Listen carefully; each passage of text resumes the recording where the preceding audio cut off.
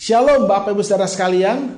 Kita bersyukur kalau pada hari ini kita masih dapat beribadah, kita masih dapat berkumpul untuk memuji, menyembah, dan juga mendengarkan kebenaran firman Tuhan. Dan firman Tuhan hari ini menyambung kebenaran firman Tuhan minggu lalu mengenai benih kehidupan bagian yang kedua. Kekristenan adalah kehidupan yang dibangun di atas dasar hubungan kita dengan Allah, diri sendiri, dan sesama. Kekristenan yang sejati bukanlah sebuah agama, namun sebuah kehidupan. Dan kehidupan yang sejati itu lahir dari sebuah benih. Dan sebuah benih kehidupan lahir dari sebuah hubungan. Hubungan yang intim, bukan hubungan yang kaku, formal, atau istilahnya jaim, saudara. Jadi itulah esensi dari kekristenan. Kita tidak berfokus kepada aktivitas kegiatan agamawi, tetapi fokus dasar hidup kita adalah hubungan yang intim antara kita dengan Tuhan, diri kita sendiri, dan juga dengan sesama. Dari hubungan yang intim itulah lahir kehidupan, kehidupan yang bertumbuh dan bermultiplikasi. Oleh sebab itu, fokus hidup kita bukanlah menghasilkan buah, tetapi bagaimana kita memiliki hubungan yang intim, yang didasari oleh kasih dan kebenaran. Tuhan Yesus berkata dalam Yohanes 15 ayat yang kelima, "Akulah pokok anggur dan kamulah ranting-rantingnya. Barang siapa tinggal di dalam aku dan aku di dalam dia, ia berbuah banyak. Sebab di luar aku kamu tidak dapat berbuat apa-apa." Fokus hidup kita bukanlah buah, tapi fokus hidup kita adalah tinggal tetap di dalam Yesus.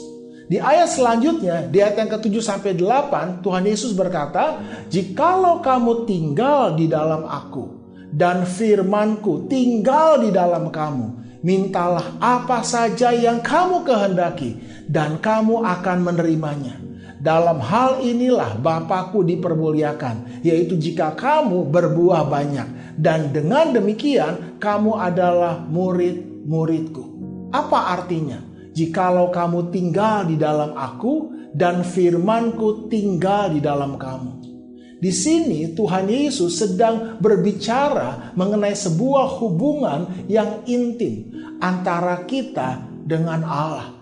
Ingat waktu Anda dan saya masih masa-masa pacaran sebelum menikah, kita begitu nyaman berbicara satu dengan yang lain, dan cinta sebenarnya itu bertumbuh lewat percakapan. Anda harus sadari ini, bahwa keintiman dibangun lewat percakapan. Baik setelah menikah, kita dengan pasangan kita dengan orang tua kita dengan anak kita dengan teman-teman kita. Percakapan itu membuat hubungan kita semakin dekat satu dengan yang lain. Karena itu, berhati-hatilah dengan siapa kita bercakap-cakap. Dengan siapa kita mencurahkan isi hati kita. Kita minta nasihat. Karena dengan siapa kita bercakap-cakap. Perkataan siapa yang kita dengar dan percayai. Di sana terjadi transfer kehidupan. Manusia jatuh ke dalam dosa. Benihnya itu adalah lewat sebuah percakapan, yaitu antara Hawa dan ular. Dan lewat percakapan itu akhirnya memberikan satu pandangan, pemikiran, dan menjadi sebuah tindakan yang akan menentukan mati hidupnya kita. Nah, Tuhan mau kita membangun hubungan kita yang intim dengan Tuhan lewat kita merenungkan firman Tuhan, perkataan Tuhan. Karena hanya dengan cara demikian, kehidupan Allah, kehidupan Tuhan itu bisa ditransfer ke dalam kehidupan kita. Sama seperti pokok anggur itu mentransfer kehidupan ke carang-carangnya, sehingga carang-carangnya itu dapat berbuah. Ketika Anda dan saya merenungkan apa yang Tuhan katakan, firman Tuhan tinggal di dalam kita dan kita tinggal di dalam firman Tuhan. Sehingga apa saja yang kita minta itu terwujud, saudara, dikabulkan. Tuhan Yesus berfirman dalam Matius 4 ayat yang keempat, tetapi Yesus menjawab, ada tertulis, manusia hidup bukan dari roti saja, tetapi dari setiap firman yang keluar dari mulut Allah. Apa artinya? Manusia hidup bukan dari roti saja, tetapi dari setiap firman yang keluar dari mulut Allah. Firman yang keluar dari mulut Allah adalah firman yang berbicara kepada kita secara pribadi, yang menegur kita, menasehati kita, menghibur, menguatkan, dan juga mengajar kita. Jadi ketika Anda dan saya membaca firman Tuhan, membaca Alkitab, jangan Anda membaca hanya sebagai sekedar sebuah kewajiban, atau sekedar sebagai sebuah buku pengetahuan atau peraturan belaka, saudara. Tetapi Anda harus membaca firman Tuhan, Alkitab itu, sebagai sebuah kebenaran yang mengubah pikiran, perasaan, perkataan kita, bahkan perbuatan kita menjadi semakin serupa dengan Yesus, dengan Allah. Kapan itu terjadi? Waktu kita menyadari bahwa Tuhan dan firman-Nya adalah pribadi yang satu, saudara. Kita boleh semakin mengenal Tuhan. Kita boleh mengenal pikiran Tuhan, perasaan Tuhan. Disitulah kita diubahkan, saudara. Jikalau kita tinggal di dalam firman Tuhan, dan firman Tuhan tinggal di dalam kita, firman Tuhan dan kita menjadi satu, Anda akan melihat hidup kita akan menghasilkan buah-buah yang lebat. Sekarang bagaimana kita mempraktekannya dalam kehidupan kita sehari-hari? Tuhan berbicara kepada Yosua dalam Yosua pasal yang pertama ayat yang ke-8, janganlah engkau lupa memperkatakan kitab Taurat ini, tetapi renungkanlah itu siang dan malam, supaya engkau bertindak hati-hati sesuai dengan segala yang tertulis di dalamnya. Sebab dengan demikian perjalananmu akan berhasil dan engkau akan beruntung. Prakteknya adalah setiap hari Anda dan saya, kita harus disiplin memperkatakan firman Tuhan dengan mulut kita. Ini yang Tuhan ingatkan kepada Yosua. Janganlah engkau lupa memperkatakan Taurat Tuhan ini, firman Tuhan ini. Dan setelah kita perkatakan, kita renungkan. Sampai firman itu memberi kita pengertian yang baru yang akan mengubah perasaan kita, khususnya tentang diri kita, tentang orang-orang sekitar kita, tentang masalah-masalah dalam hidup kita. Itu sebabnya, saudara, penting sekali kita menyadari ini. Ada dua hal yang saya gambarkan di sini, yaitu mengenai pikiran perasaan kita dan juga keadaan hidup kita, situasi, orang, dan barang. Dari dua hal ini ada dua sistem kepercayaan. Apa yang mempengaruhi? Keadaan mempengaruhi pikiran perasaan Anda, atau pikiran perasaan Anda mempengaruhi keadaan Anda? Mana yang Anda percayai? Itu akan menentukan seluruh hidup Anda. Kalau Anda mempercayai bahwa keadaan yang mempengaruhi pikiran dan perasaan kita, akibatnya adalah Anda akan menjadi seorang pribadi yang moody, naik turun, tidak bisa konsisten. Karena apa, saudara? Karena keadaan selalu berubah. Kalau keadaan baik, pikiran perasaan Anda baik. Tapi kalau keadaan buruk, pikiran perasaan Anda juga ikut buruk. Itu sebabnya Anda moody, naik turun, tidak bisa konsisten. Dan kalau pikiran perasaan Anda terus-menerus dipengaruhi keadaan, maka Anda akan menjadi orang yang selalu menyalahkan keadaan sebagai penyebab kehancuran hidup Anda, masalah hidup Anda. Saya begini, saya rusak karena kamu, karena situasi, karena keadaan. Saudara, kalau Anda sungguh-sungguh ingin mengalami terobosan dalam hidup Anda harus mengubah apa yang Anda percayai. Anda harus menyadari, yaitu pikiran perasaan saya yang mempengaruhi keadaan saya, bukan keadaan yang mempengaruhi pikiran perasaan saya. Kalau Anda punya kepercayaan yang seperti ini, bahwa pikiran perasaan saya yang mempengaruhi keadaan, maka Anda mulai sadar bahwa masalah yang sesungguhnya bukanlah Masalah Anda bukanlah keadaan Anda, tetapi pikiran dan perasaan Anda. Anda mulai mengambil tanggung jawab. Anda mulai berhenti menyalahkan dan fokus mengubah pikiran dan perasaan Anda, bukan keadaan Anda, bukan orang-orang di sekeliling Anda, dan Anda akan keluar sebagai pemenang. Itulah gambaran orang yang hidup dalam iman. Seperti Habakuk, sekalipun pohon ara tidak berbuah, pohon anggur mengecewakan, kambing domba terhalau dari kurungan, tetapi aku tetap akan bersorak-sorai di dalam Tuhan dan beria-ria di dalam Allah yang menyelamatkan aku. Firman Tuhan berkata apa? Mengucap syukurlah dalam segala hal, bersukacitalah senantiasa, apapun keadaannya, tetap dapat bergembira, mengucap syukur. Karena itu saudara, sadarilah kepercayaan apa yang Anda miliki dalam hidup Anda. Mulai hari ini, miliki kepercayaan yang baru.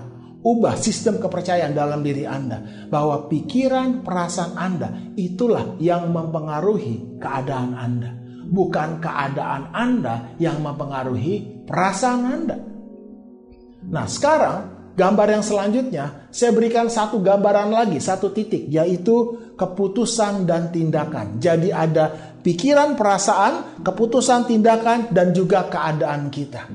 Pikiran dan perasaan kita itu menentukan semua keputusan dan tindakan kita. Dan semua keputusan tindakan kita pada akhirnya akan menentukan keadaan hidup kita. Jadi, kalau pikiran dan perasaan Anda negatif, maka keputusan dan tindakan Anda juga negatif. Akhirnya, keadaan hidup Anda juga akan negatif. Tetapi saudara, sekalipun misalnya keadaan Anda negatif, tetapi pikiran Anda positif. Contoh, Anda jatuh dalam dosa, Anda gagal. Secara keadaan negatif, tetapi Anda berpikir Tuhan turut bekerja dalam segala sesuatu untuk mendatangkan kebaikan.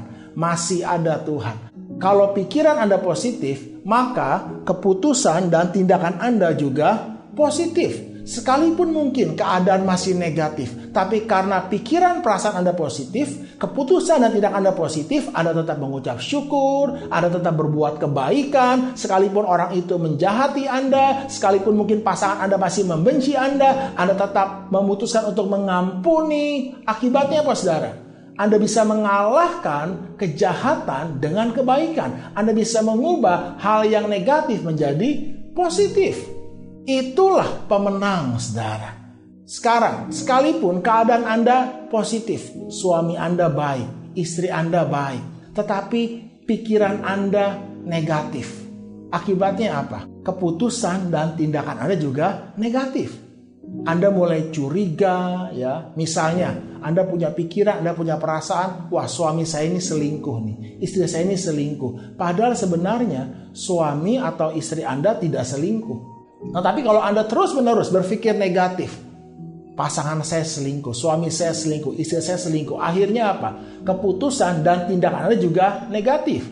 Anda mulai mencurigai pasangan Anda mulai menuduh pasangan Anda selingkuh. Percayalah saudara, lama-kelamaan pasangan Anda benar-benar selingkuh. Akhirnya apa? Jadi negatif juga.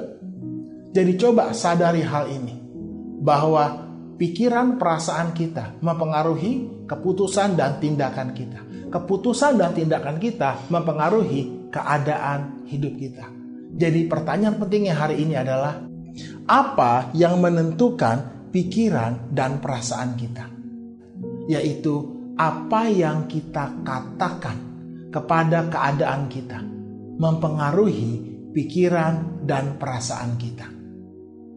Keadaan bisa negatif, bisa positif. Tetapi apa yang kita katakan kepada keadaan kita, tentang keadaan kita, itu menentukan pikiran dan perasaan kita. Sekalipun yang terjadi adalah hal yang negatif.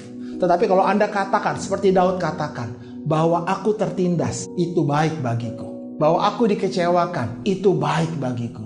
Bahwa aku disakiti, itu baik bagiku. Supaya aku belajar ketetapan-ketetapanmu. Kalau itu yang Anda katakan, maka perasaan Anda, pikiran Anda juga positif. Lalu keputusan Anda positif, akhirnya keadaan Anda juga positif. Tapi kalau yang Anda katakan negatif, kata-kata putus asa, mati aku benci kamu, aku menyesal menikah denganmu. Perasaan Anda, pikiran Anda negatif, keputusan tindakan Anda negatif, keadaan Anda negatif. Jadi karena itu sadarilah saudara, apa yang Anda katakan. Katakan apa yang Anda ingin tuai, bukan apa yang Anda tidak ingin tuai. Sadarilah kebenaran ini. Ada satu kisah yang menarik, yaitu mengenai perkataan ibu dari Thomas Alva Edison. Kita tahu bahwa Thomas Alva Edison adalah penemu dari lampu pijar. Dan kisah ini begitu menginspirasi banyak orang, saudara. Suatu hari, seorang anak laki-laki berusia 4 tahun, ia agak tuli dan bisu di sekolah. Ia kembali ke rumahnya dengan membawa selembar kertas dari gurunya. Surat itu tertulis, "Tommy, anak ibu sangat bodoh. Kami meminta ibu mengeluarkannya dari sekolah." Sang ibu kaget membaca surat ini. Namun ia segera membuat tekad yang teguh. "Anakku Tommy bukan anak bodoh. Aku sendiri yang akan mendidik dan mengajarinya." Dan dengan penuh keyakinan, ia mengatakan itu kepada anaknya Tommy, tanpa memberitahukan apa isi surat itu yang sebenarnya. Tommy akhirnya tumbuh menjadi Thomas Alva Edison, salah satu penemu terhebat di dunia. Ia hanya bersekolah sekitar 3 bulan dan secara fisik agak tuli. Namun semua itu ternyata tidak menjadi penghalang untuk terus melangkah maju. Tidak banyak orang yang tahu siapa Nancy Matthews. Namun begitu mendengar nama Edison, kita langsung tahu bahwa dialah penemu paling berpengaruh dalam sejarah. Thomas Alva Edison menjadi penemu dengan 1093 paten penemuan atas namanya. Siapa yang mengira kalau bocah bisu tuli itu yang diminta keluar dari sekolah oleh gurunya akhirnya bisa menjadi seorang yang jenius? Jawabannya adalah ibunya. Ya, Nancy Edison, ibu dari Thomas Alva Edison, memutuskan untuk tetap memperkatakan apa yang baik dan benar terhadap anaknya Edison dan memutuskan untuk menjadi tutor pendidikan baginya. Hal pertama yang dilakukan Nancy Edison adalah memulihkan kepercayaan diri anaknya, dan itu memang tidak mudah, namun itu bukan hal yang mustahil. Hidup dan mati dikuasai lidah. Masalah kita yang sebenarnya bukanlah apa yang terjadi, namun apa yang kita katakan tentang apa yang terjadi. Anda bisa bayangkan kalau seandainya ibu dari Thomas Alva Edison berkata, "Nak, kamu tuh anak yang bodoh. Ibu menyesal punya anak seperti kamu." Saya tidak tahu saudara, keadaan kita hari ini mungkin kita masih pakai obor dan lilin saudara. Tapi karena seorang ibu yang berkata kepada anaknya, "Nak, kamu anak yang jenius. Mama bangga punya anak seperti kamu. Dan mulai hari ini mama akan mengajar kamu langsung. Karena kamu anak yang spesial." Itulah yang mengubah Thomas Alva Edison yang dinilai oleh gurunya bodoh, tuli, bisu. Tetapi hari ini dia menjadi orang yang sangat terkenal dan berpengaruh. Dan kita menikmati semua hasil karyanya. Karena itu saudara, ubahlah perkataan Anda. Maka Anda sedang mengubah arah hidup Anda. Apa fokus Anda? Mengubah perkataan Anda atau mengubah keadaan Anda? Banyak orang salah fokus dalam hidupnya saudara. Yang berusaha mereka ubah bukanlah perkataannya, tetapi keadaannya dulu. Akibatnya mereka mengalami putus asa, frustasi, mengasihani diri, menyesali hidupnya. Jadi mulai hari ini, jika Anda sungguh-sungguh ingin mengalami terobosan dalam hidup Anda harus mengubah fokus hidup Anda. Bukan mengubah keadaan Anda, bukan mengubah pasangan Anda, tetapi Anda harus mengubah apa yang Anda katakan tentang diri Anda, tentang pasangan Anda, tentang anak Anda, bahkan tentang keadaan hidup Anda. Dan Anda harus menyadari ini, bahwa mengubah apa yang kita katakan, khususnya tentang diri kita, tentang orang-orang sekitar kita, tidaklah mudah. Apalagi kalau kita melihat hal-hal yang negatif. Tetapi tidak mudah bukan berarti tidak bisa. Segala sesuatu itu sulit sebelum itu menjadi mudah. Saya ulangi lagi, segala sesuatu itu sulit sebelum menjadi mudah. Karena itu saudara, Anda perlu latihan. Ya, latihan membuat sesuatu yang tadinya sulit menjadi mudah. 1 Timotius pasal 4 ayat 8-9 berkata, latihlah dirimu beribadah. Latihan badani terbatas gunanya, tetapi ibadah itu berguna dalam segala hal karena mengandung janji, baik untuk hidup ini maupun untuk hidup yang akan datang. Perkataan ini benar dan patut diterima sepenuhnya. Latihan badani itu terbatas gunanya, tetapi latihan rohani, ibadah. Apa itu latihan ibadah, saudara? Perkataan kita. Yakobus berkata, kalau kita tidak menjaga perkataan kita, maka sia-sialah ibadah kita. Jadi saudara, pastikan mulai hari ini, mulai esok ketika Anda bangun pagi, Anda mulai melatih lidah Anda untuk memperkatakan apa yang firman Tuhan katakan, sambil Anda merenungkannya siang dan malam. Jikalau kamu tinggal di dalam aku dan firman-Ku tinggal di dalam kamu, mintalah apa saja yang kamu kehendaki dan kamu akan menerimanya. Dalam hal inilah Bapa-Ku dipermuliakan, yaitu jika kamu berbuah banyak, dan dengan demikian kamu adalah murid-murid-Ku. Mari saudara, renungkan, perkatakan perkataan firman Tuhan. Tuhan Yesus berkata, rohlah yang memberi hidup, daging sama sekali tidak berguna. Perkataan-perkataan yang kukatakan kepadamu adalah roh dan hidup. Haleluya, saudara.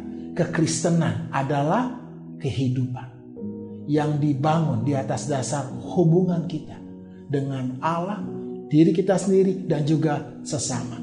Dan hubungan itu sangat dipengaruhi oleh perkataan yang kita ucapkan, perkataan yang kita dengar, perkataan yang kita renungkan.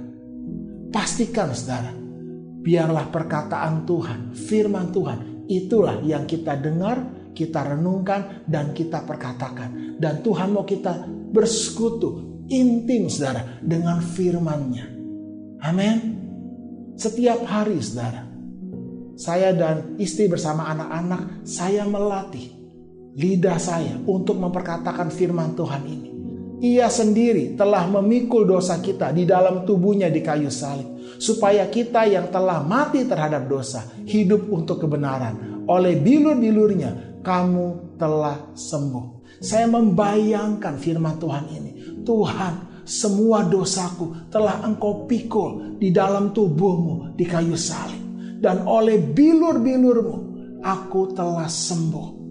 Lewat perenungan ini saudara, saya bisa melihat bahwa semua dosa saya di dalam tubuh saya, di dalam roh dan jiwa saya, semuanya sudah dipikul oleh Tuhan Yesus. Sehingga saya bisa katakan bahwa tubuh saya adalah tubuh yang kudus, tanpa dosa. Pikiran saya adalah pikiran yang kudus, tanpa dosa. Karena saya sudah melihat bahwa semua dosa saya sudah dipikul oleh Tuhan Yesus di kayu salib. Semua penyakit saya telah dipikul oleh Tuhan Yesus di kayu salib.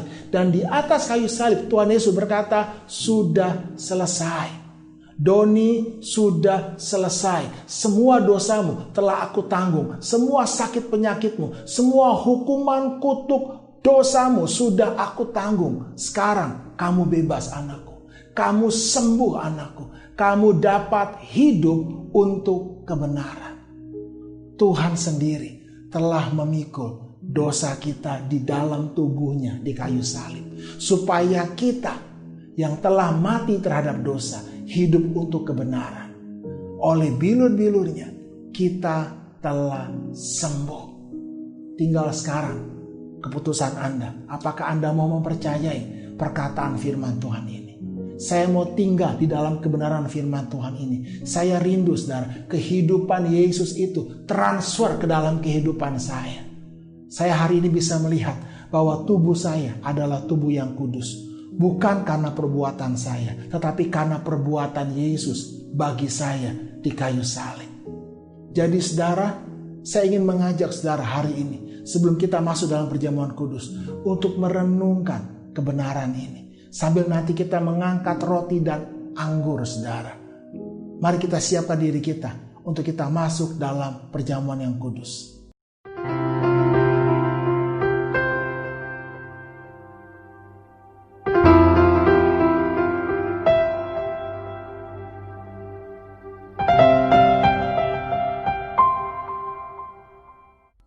Mari kita ambil roti dengan tangan kanan kita. Kita mau angkat tangan kita di atas kepala kita. Mari kita berdoa. Bapa, kami datang kepadamu. Kami sadar Tuhan, bahwa Engkau sendiri telah memikul semua dosa kami di dalam tubuh-Mu di kayu salib. Bukan kami lagi yang memikul dosa kami, tetapi Engkau yang memikul semua dosa kami. Engkau menjadi berdosa karena kami. Mari saudara, kita mau sama-sama baca ayat ini sambil kita renungkan. Ia sendiri telah memikul dosa kita di dalam tubuhnya di kayu salib. Supaya kita yang telah mati terhadap dosa, hidup untuk kebenaran. Oleh bilur-bilurnya, kamu telah sembuh. Saudara, terima kebenaran ini. Tuhan telah memikul semua dosa Anda di dalam tubuhnya di kayu salib. Kalau Anda percaya, hari ini oleh bilur-bilur Yesus, engkau sembuh, engkau diampuni, engkau diterima sepenuhnya, engkau ditebus, engkau menjadi milik Tuhan. Sebab apa yang telah aku teruskan kepadamu, telah aku terima dari Tuhan, yaitu bahwa Tuhan Yesus pada malam waktu Ia diserahkan, mengambil roti, dan sesudah itu Ia mengucap syukur atasnya. Ia memecah-mecahkannya dan berkata, inilah tubuhku yang diserahkan bagi kamu. Perbuatlah ini menjadi peringatan akan aku. Apakah saudara percaya bahwa semua dosamu telah dipikul oleh Tuhan sendiri di dalam tubuhnya di kayu salib? Iblis tidak punya tempat lagi untuk menuduh hidupmu, untuk mendakwa engkau. Engkau sudah dibebaskan di dalam nama Tuhan Yesus. Kalau engkau percaya, katakan, aku percaya Tuhan. Makanlah.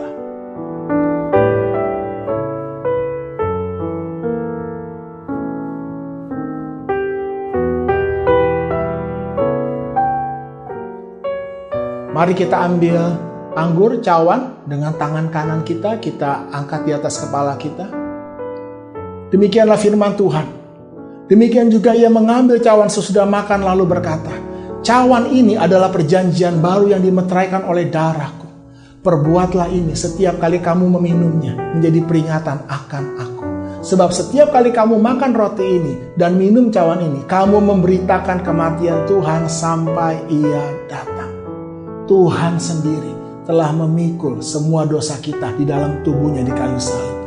Dan darah Yesus menyucikan hati nurani kita sehingga kita dapat beribadah kepada Allah yang hidup. Apakah saudara percaya? Jika engkau percaya, katakan, aku percaya Tuhan. Darah Yesus menyucikan hatiku. Dalam nama Yesus, minumlah.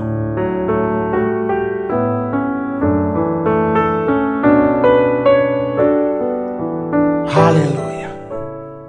Bapa, kami bersyukur, kami terima tubuh-Mu, kami terima darah.